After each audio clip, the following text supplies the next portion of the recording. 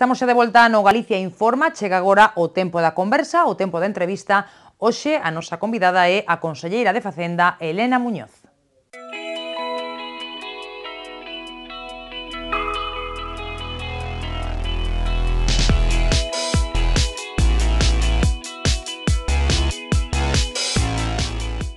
Ola, que tal, como están? Benvidos unha semana máis a Estela, o espazo de entrevistas de Correo Televisión que tamén poden seguir a través do canal 27 Barbanza e a través de Radio Obradoiro. Hoxe recibimos a Elena Muñoz, conselleira de Facenda. Señora Muñoz, moitísimas grazas por estar unha vez máis aquí en Correo Televisión. Moitas grazas, estou encantada de estar aquí con vostedes hoxe tamén. Pois temos moitos temas dos que falar, así que imos xa empezar sen perder máis tempo. Estamos no comezo dun ano que vai ser moi difícil, pero tanto o Goberno Central como a Xunta insisten en que no terceiro trimestre do ano empezaremos a crecer. Chegarán entón as cifras positivas que tanto agardamos no 2014, en que basean vostedes esas previsións e canto poderíamos crecer? Pois, efectivamente, nos agardamos que o comportamento da economía galega en relación tamén co comportamento que se espera para a economía española a finais deste ano 2013 empece a mellorar, empecen a notarse síntomas de mellora. Por que? Pois porque hai unha serie de medidas estructurais que se tomaron por parte do Goberno de España xa no ano 2012, evidentemente como estructurais que son, non poden ter efecto de un día para outro, hai que darlles un tempo e por eso coidamos que ese tempo suficiente para empezar a notar o efecto real desas medidas, esas reformas do sistema financeiro, por exemplo, que é vital para que a nosa economía poda volver a encarar ese tramo de crecemento, porque tendrá que producir necesariamente que o financiamento das empresas e o financiamento das familias mellore, que haxa máis liquidez no sistema e, por lo tanto, máis recuperación económica. Pois esos efectos desas medidas a finais do 2013 esperamos que xa se noten, no 2014 sexa, digamos, un ano de transición, un ano de tendencia xa en positivo, pero non con niveis elevados, máis ben de transición, e xa no 2015 crecer a niveis xa moito máis significativos. O Goberno Feijóo fai bandeira da austeridade, pero cada vez hai máis voces e voces de peso que alertan dos perigos da austeridade sen fin. Semella que a realidade lles está a dar a razón, que a austeridade pode lastrar o crecemento. Vostede que pensa ao respecto? Pois o primeiro que eu penso é que a austeridade ou as políticas de austeridade nunca son un fin en si mesmo e, dende logo, nós nunca nos plantexamos esas políticas de austeridade como obxectivo a cumprir. Sí que temos claro que esas medidas e ese control do gasto público é un medio necesario para conseguir ese crecemento, porque se non tes controladas as túas contas públicas, o que estás transmitindo é desequilibrios ao teu sistema e, polo tanto, estás impedindo esa recuperación económica. Non podes, as administracións públicas non podemos gastar máis do que temos. Polo tanto, temos que ser quen de pagar as nosas facturas, temos que ser quen de axustar os gastos aos nosos ingresos. Esa é unha peza clave. De feito, ademais, os datos e a evolución do Produto Interior Bruto da comunidade, do PIB e mesmo do desemprego nos últimos anos se ve como en Galicia hai un comportamento diferencial positivo con respecto ao Estado. É dicir, fomos quen de practicar políticas de control do gasto dende o ano 2009 e ao mesmo tempo non se resentiron as nosas variables, digamos, macroeconómicas, os nosos indicadores. Outras comunidades que non fixeron estas políticas ten moito máis paro que Galicia e o seu PIB, o seu decrecemento foi moito máis profundo. Polo tanto, a austeridade sí é necesaria, é necesario ese control de gasto, pero sempre como un medio para acadar ese crecemento, non como un fin en sí mesmo. Bueno, a austeridade como control de gasto é necesaria e a partir de aí, unha vez que se consegue, como se logra ese crecemento? Cales son as fórmulas, a receita máxica? Pois neso estamos neste momento e nos coidamos que os orzamentos que agora acabamos de aprobar no ano 2013 sexan o primeiro paso hacia ese crecemento e, de feito, incluímos nos orzamentos un fondo para o crecemento con 386 millóns de euros que están destinados precisamente a facer políticas que incentiven o crecemento, sobre todo no medio e no longo prazo, para xa nesta legislatura acadar esas tasas de crecemento que nos permitan xerar emprego. Polo tanto, xa neste orzamento empezamos a adoptar medidas, e iso tamén debe de verse como un feito diferencial de Galicia co resto de comunidades. Outras comunidades, a maioría, todavía están pensando en como reducir os seus gastos e axustar os seus ingresos e como reducir ese déficit público descontrolado que tiñan, e Galicia xa pode estar neste momento pois pensando e planificando as súas políticas para incentivar o crecemento, as súas políticas de innovación tecnolóxica, as súas políticas de apoio aos emprendedores, como xa fixemos nestes primeiros días de goberno, políticas que ao fin consigan o que todos pretendemos, e que Galicia volva a crecer e, sobre todo, que volvamos a crear emprego, porque o desemprego, desde logo, para este goberno é a primeira preocupación. Innovación e internacionalización, non? Que é outra palabra da que tamén se tira moito, non? Cando se fala de fórmulas de crecemento, non? Exactamente, nós temos unha aposta clara por esa internacionalización, porque a aportación do sector exterior para a comunidade autónoma é unha peza clave do noso Produto Interior Bruto. O comportamento do sector exterior foi moi bo nestes anos, o que pretendemos é que ese comportamento siga sendo positivo para o desenvolvemento de Galicia. Logo volvemos sobre o tema dos orzamentos da Xunta para este ano, pero por introducir outras cuestións de actualidade, Bruxelas pídelle a España novas subas do IBE, di que hai percorrido para facelo, mesmo ata chegar ao 25%. Oponse vostede a esa directriz comunitaria? Que pensa dela? Pois a nosa política fiscal e os nosos obxectivos básicos en política fiscal eu creo que están claros, xa foron plantexados na anterior legislatura, e agora cos novos orzamentos queremos seguir por esa mesma liña. A suba de impostos para nós é o último recurso. É necesario nun momento no que necesites de forma imperiosa, digamos, ingresos públicos por un desplome dos mesmos. É o que tivo que facer o Goberno de España no ano 2012, que estivo motivado fundamentalmente por esa caída tan importante de ingresos, a necesidade de recuperación dos ingresos. Por lo tanto, para nós, esas subas impositivas deben de ser sempre o último recurso. É a vía por a que hemos apostado nesta comunidade autónoma, sobre todo é a vía de loita contra a fraude fiscal, para que todos os cidadáns paguen os seus impostos, e tamén pola vía das bonificacións fiscais para incentivar determinadas sectores, como por exemplo tamén os emprendedores, pois que consideramos que son moi importantes para a nosa economía. Xa tamén dixo o ministro de Guindos que non vai haber novas medidas de axuste este ano, é dicir, que a Xunta tampouco está, digámoslo claramente, nin pola suba de impostos, céntimo sanitario, por exemplo, nin pola creación de ningún novo imposto. Rotundamente, digo. Pois non, de feito, aí están os orzamentos do ano 2013, no que xa están plantexadas todas as medidas no ámbito tributario que vamos a practicar neste ano 13. O céntimo sanitario non o subimos, eu sei que a maioría das comunidades autónomas incrementaron ese imposto, ese céntimo sanitario nos últimos anos, pero Galicia o mantivo tal e como estaba. E non cree que os cidadáns, tal e como están as cousas, verían o mellor con bons ollos pois unha maior presión sobre as rendas altas ou pois a creación dun imposto aos depósitos bancarios, que son dúas medidas que, por certo, defenden os grupos da oposición en Galicia? Non cree que se vería ben na rúa? É importante, e para nós tamén é importante, incentivar a progresividade do sistema impositivo. É verdade que o que parece máis xusto é que máis ten máis impostos paguen, é evidente, pero a progresividade se pode incentivar ben pola vía do incremento impositivo nas rentas altas, pero tamén pola vía de bonificacións para determinados colectivos.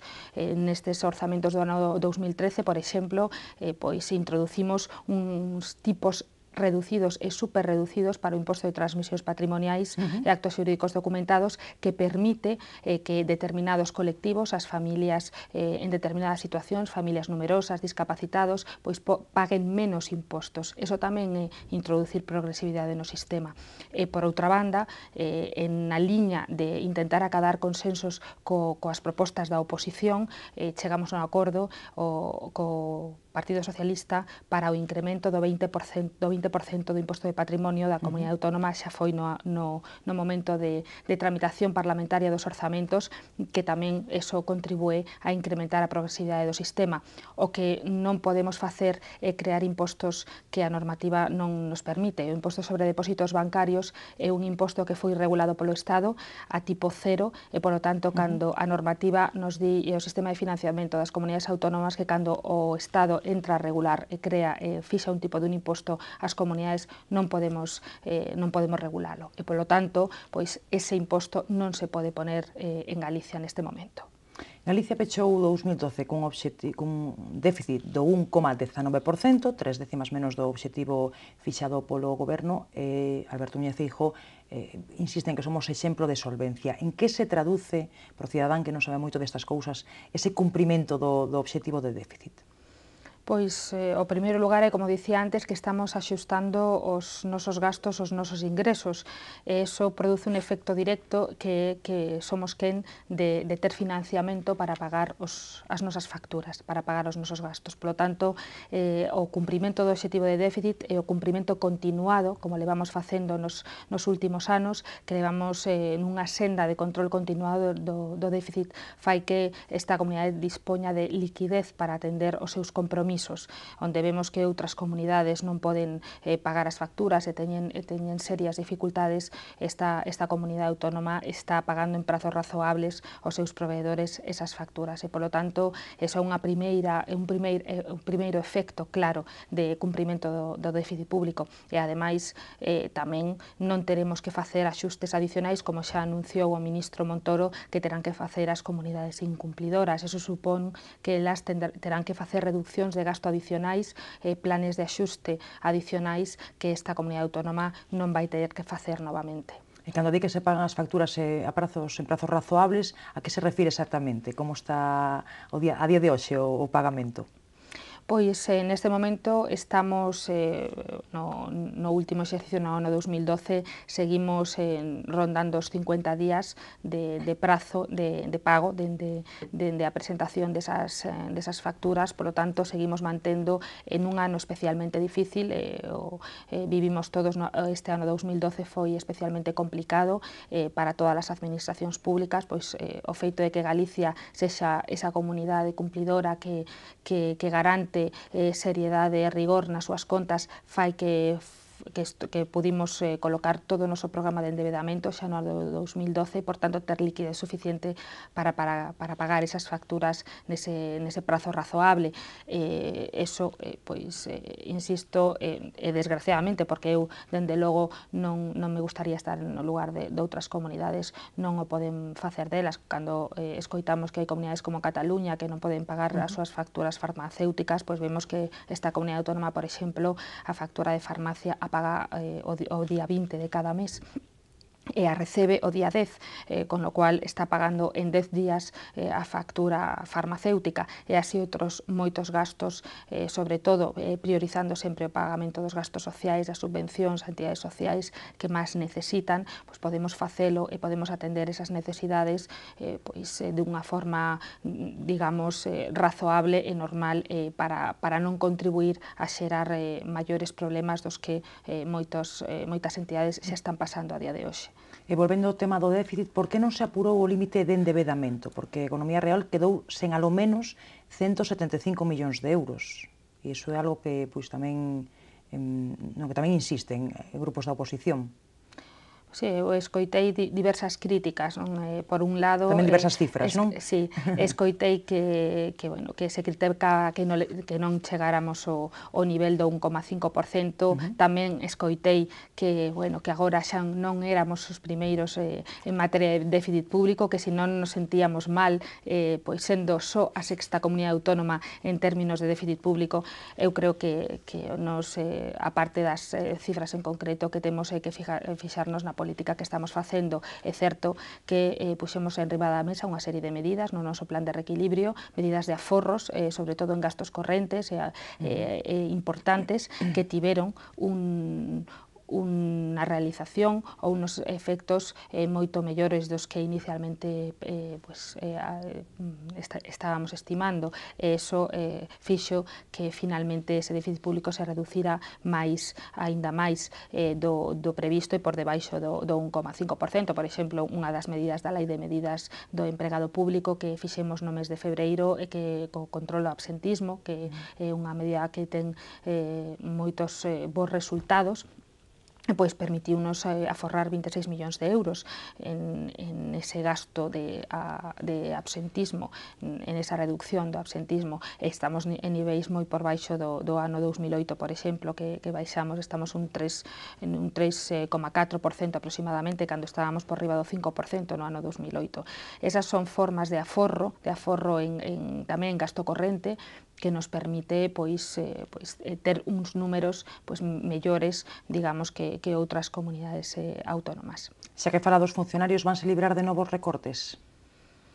Pois para os funcionarios a política que temos tamén está moi clara e sempre a dixemos, é dicir, as medidas están na Lei de Orzamentos. Na Lei de Orzamentos quixemos apostar pola estabilidade do emprego e recoñecendo, por suposto, como se ten recoñecido o traballo de todos os funcionarios públicos, e en ese sentido, pois recoñecendo ese esforzo, intentar pedirlles, a pesar de que esta comunidade tiña que reducir o 0,7% no ano 2013 o déficit público, pedirlles menor esforzo que no ano 2012.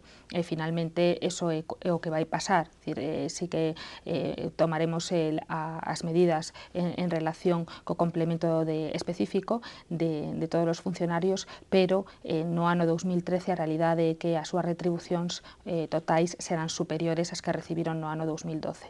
Por lo tanto, sí que estamos pedíndolles esforzos, pero eses esforzos serán menores que no ano 2012, a pesar de que esta comunidade en materia de reducción de gasto público ten que realizar un esforzo maior.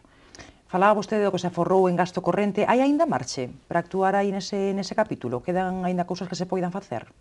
Pois nos pensamos que sí, e de feito a pouco de tomar posesión o novo goberno volvimos a acordar no Consello da Xunta de Galicia a nova reducción de altos cargos da administración, e queremos que nesa liña se pode seguir. Neste momento temos a administración pública, os gastos de funcionamento da administración pública desta comunidade autónoma son os menores de toda a historia da comunidade. Reducimos consellerías, reducimos altos cargos, reducimos persoal de gabinete, retribucións de persoal de gabinete de altos cargos, reducimos tamén o sector público autonómico, a cantidade de empresas estamos reducindo e queremos seguir reducindo. Temos un terceiro plan de reducción de entidades do sector público autonómico. Eso aforra gasto corrente.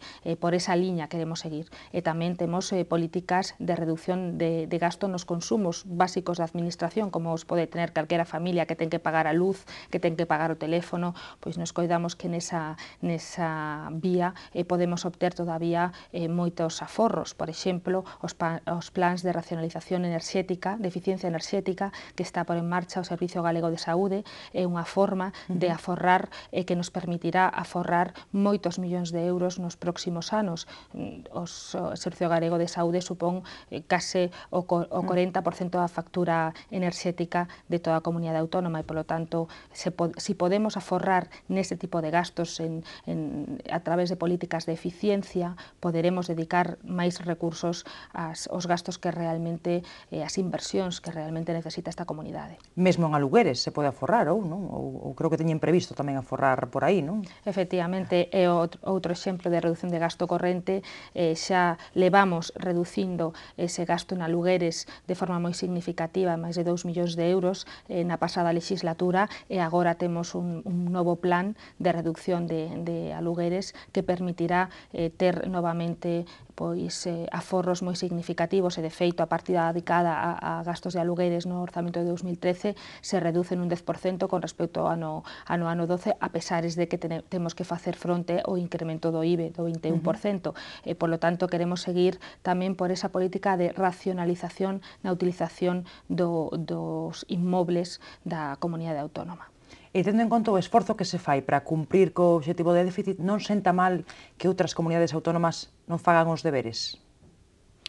Pois eu realmente non querería estar no seu lugar, porque esas comunidades autónomas, ao non cumplir con eses deberes, están en situacións moi complicadas. Teñen que afrontar problemas de liquidez, problemas de pagos, teñen que estar tomando medidas realmente moi duras no ámbito das súas administracións públicas e, polo tanto, realmente non é gratuito incumprir o obxectivo de estabilidade orzamentaria.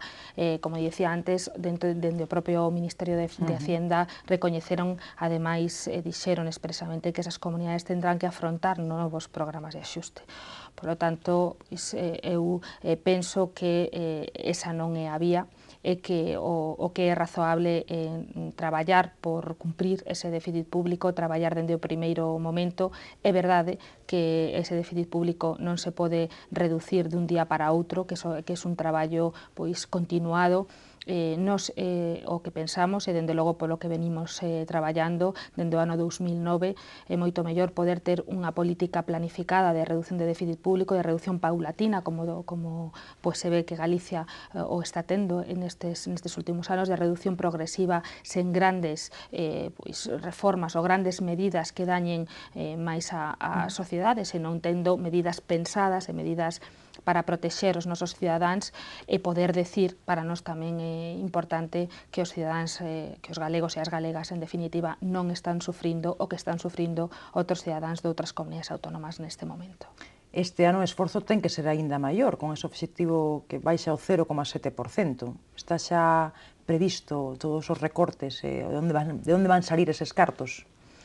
Pois xa temos o orzamento aprobado. Este goberno, nos 100 primeiros días de goberno, foi quen de presentar un orzamento, era un obxectivo o que se comprometera o propio presidente Feijóo, que íamos ter un orzamento aprobado en funcionamento o máis axiña posible. Eso é o que cumprimos dentro dos 100 primeiros días. Xa temos ese orzamento e incluso está aprobado polo Parlamento, en este momento xa está en vigor. Por lo tanto, todas as medidas que hai que tomar para cumprir ese 0,7% xa están nese orzamento.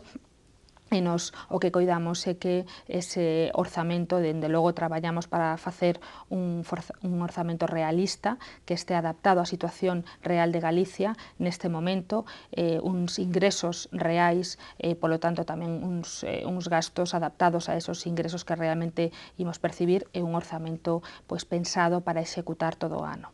Falemos logo dos orzamentos. Son unha arma anticrise ou son un exercicio de mantemento do estado do benestar en Galicia? Están blindados os servizos esenciais?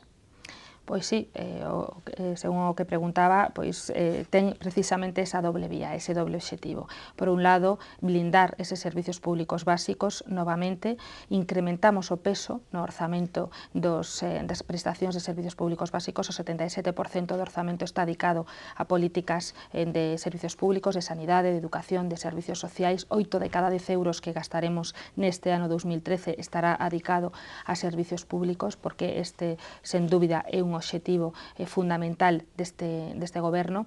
E, por outra banda, tamén, na medida do posible, e tendo en conta as disponibilidades financeiras que temos, as reais disponibilidades financeiras, adicamos a ese fondo de crecemento 386 millóns de euros pois destinados precisamente a esas políticas para que tamén dende este orzamento podamos incentivar o crecemento na comunidade. O que pasa é que cos recursos que había no ano 2005, que son os que temos para este 2013, pois hai que prestarlle aos galegos os servizos que precisan agora, non? Entón, iso parece moi complicado, de conseguir, digo. É difícil, sen dúbida, é difícil, e o que nos obriga é a priorizar. Na liña que falábamos antes, pois o que nos facemos é priorizar precisamente a prestación deses servizos públicos básicos no orzamento. Temos que mellorar, que facer máis con menos recursos nestes orzamentos, e, polo tanto, nos priorizamos ese tipo de gastos, esos gastos, baixamos os gastos que son, digamos, improductivos, baixamos gastos de funcionamento da administración, baixamos eses gastos correntes, mesmo controlamos os intereses da nosa débeda, os gastos financeiros que pagamos por a nosa débeda pois son os menores de todas as comunidades autónomas. O crecemento deses gastos financeiros a comunidade autónoma é a menor de todas as comunidades autónomas, só un 10% frente a un 40% de crecemento de gastos financeiros. Isto supón, por exemplo, que se esos gastos, que son gastos improductivos, creceran na mesma medida que a media de España, teríamos que dedicar 70 millóns de euros máis a ese capítulo e, polo tanto, non os adicaríamos ás políticas que realmente necesita esta comunidade. Polo tanto, el ter unha política pois rigorosa, el ter unha política de control dese déficit público que falábamos, nos permiten poder adicar máis recursos onde realmente se necesitan.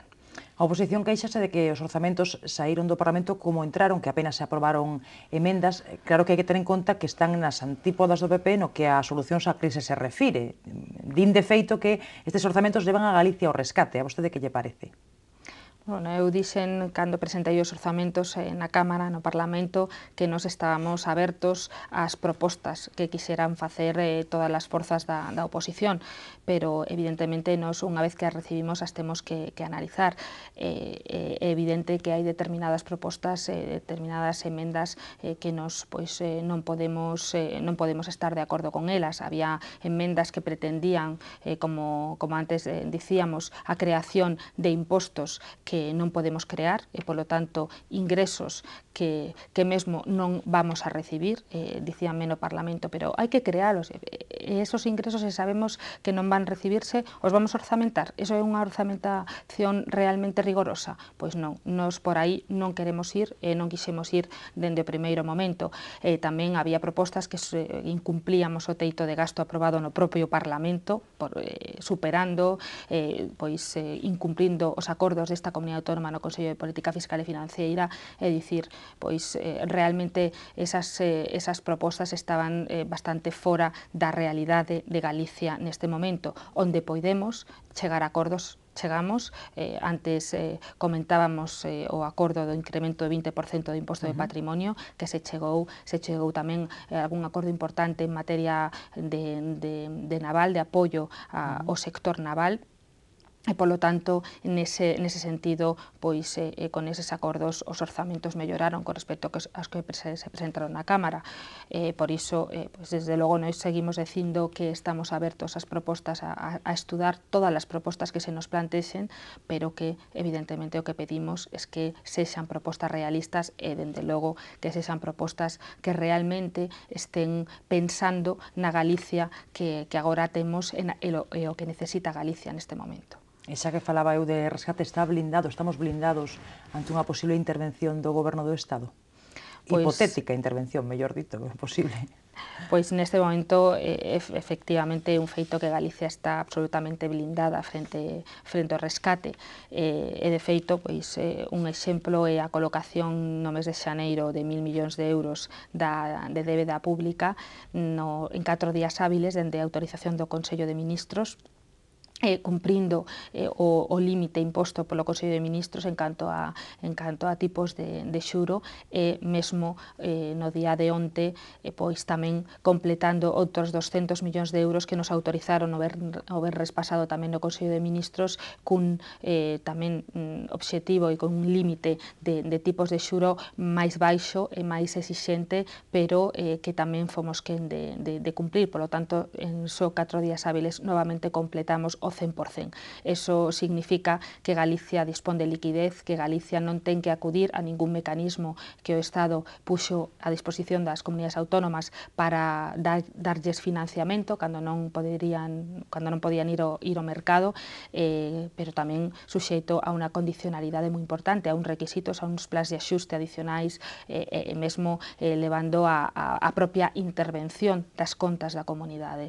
Nos somos unha comunidade solvente, somos unha comunidade seria, que estamos obtendo ese financiamento nos mercados e, polo tanto, que non necesitamos esa axuda do Estado e, dende logo, non necesitamos e non vamos ter ningún tipo de intervención. Estamos mantendo algo que é moi importante, dende logo, para esta comunidade autónoma, para o Goberno da Xunta de Galicia, que é a nosa autonomía financeira, que é unha peza clave para manter a autonomía da propia comunidade autónoma. Galicia corrixe as previsións do Goberno de España no seu propio cadro macroeconómico. Quen ten razón? A Xunta ao dicir que a economía española caerá un 1,1% ou de Guindos, que aínda mantén a cifra do 0,5%?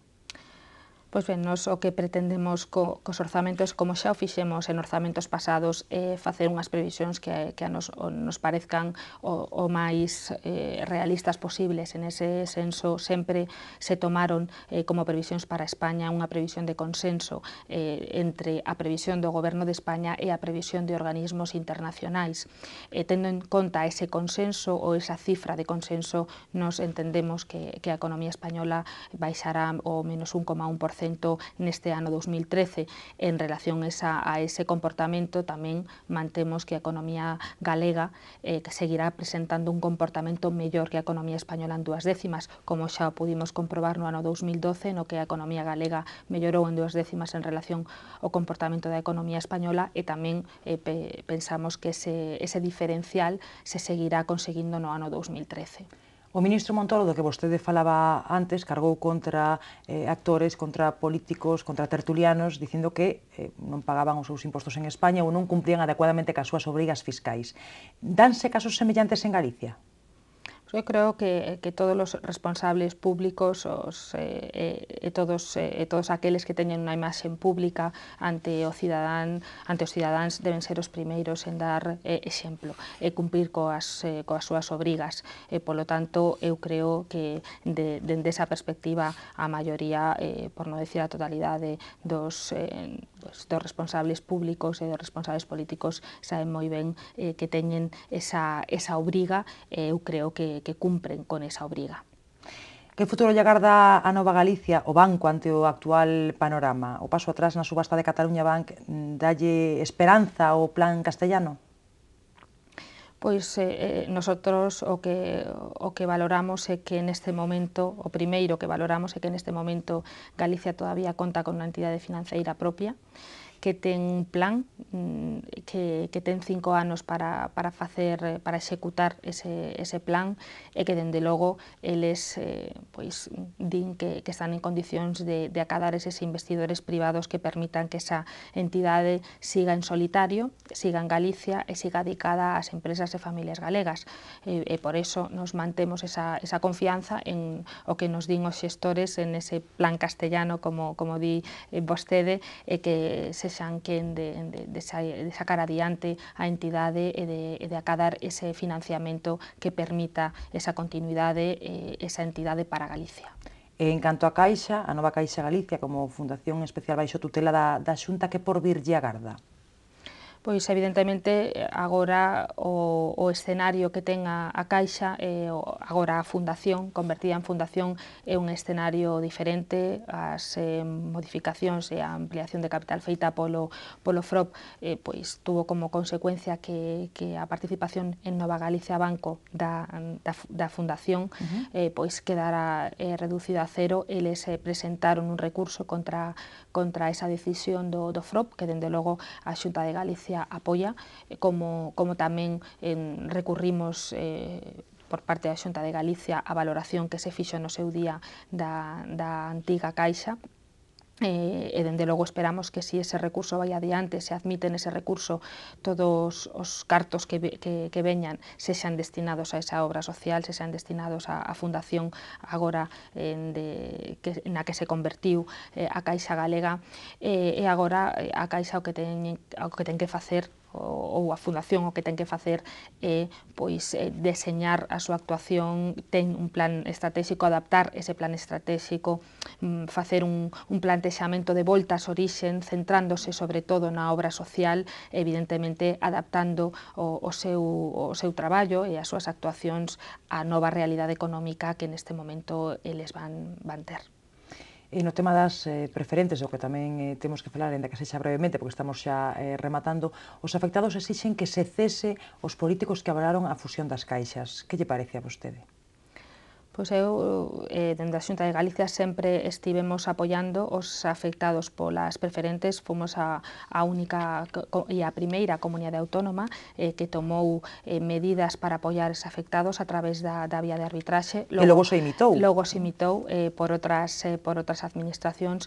Realmente este goberno, que non foi responsable e non estaba no goberno no momento de comercialización de esas participacións preferentes, que era cando se tiña que haber controlado esa comercialización e supervisado adecuadamente esa comercialización, agora sí que está facendo cousas, sí que está poñendo medios para intentar paliar esta situación a estas persoas que realmente, digamos, que foron perxudicadas por esa participación.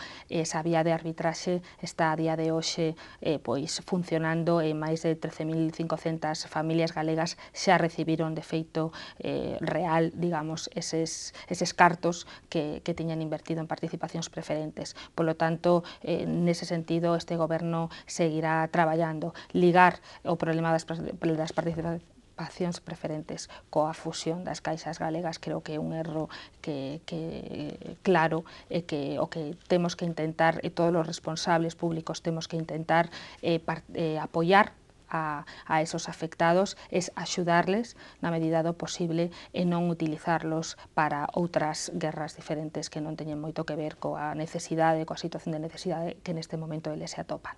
Pois agardamos solucións para todos eses afectados polas preferentes. Temos que deixar aquí, conselleira, ainda que me queda algunha pregunta, así que vai ter que volver vostede noutra ocasión e seguimos falando. Cando queira. Moitísimas grazas, Elena Muñoz, por acompañarnos hoxe no Estelae. Grazas a todos por seguirnos un día máis. Saben que volvemos dentro de 7 días cun novo protagonista da actualidade.